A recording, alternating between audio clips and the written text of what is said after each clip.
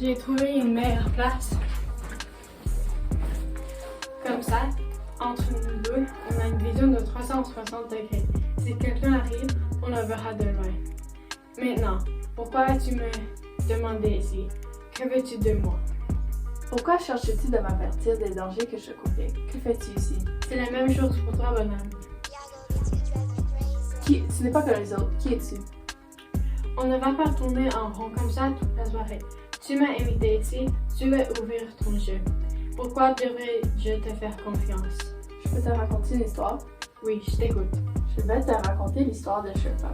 Sherpa était le nom de mon chien. Je lui ai nommé Sherpa parce que quand je l'ai recevu, il était dans une boîte à chaussures qui avait le nom Sherpa. Il m'a été donné par un de mes amis de ma mère, Chris.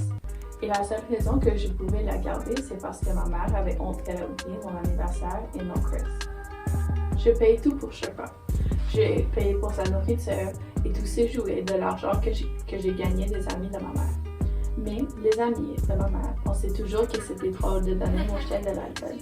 Ils donnaient Sherpa beaucoup de sel qu'il fallait boire et ils mettaient de l'alcool dans son bol. Sherpa buvait de l'alcool, il ne pouvait pas marcher et il était très malade pour le restant de la nuit. Je trouvais que ça se passerait trop et ce n'est pas bon pour Sherpa, alors je fallait faire quelque chose là-dessus. Un jour, j'ai décidé d'apporter Sherpa à une parc pour chiens dans un endroit très riche. Je lui ai laissé et j'ai couru à la maison. J'ai pensé que c'était la dernière fois que j'ai vu Sherpa et j'ai pleuré toute la nuit. Mais 3 jours plus tard, à la porte, il y avait Sherpa. Je pensais que c'était un chien qui avait l'air de Sherpa, mais non, c'est lui, pour de vrai.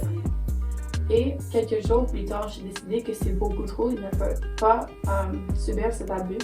Alors j'ai apporté vers un train et j'ai mis sur le train avec de l'eau et de la nourriture vers Vancouver. Je lui ai laissé et je ne l'ai pas vu depuis ce jour.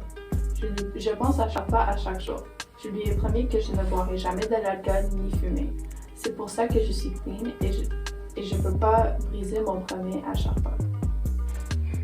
D'accord, à mon tour de te raconter une histoire.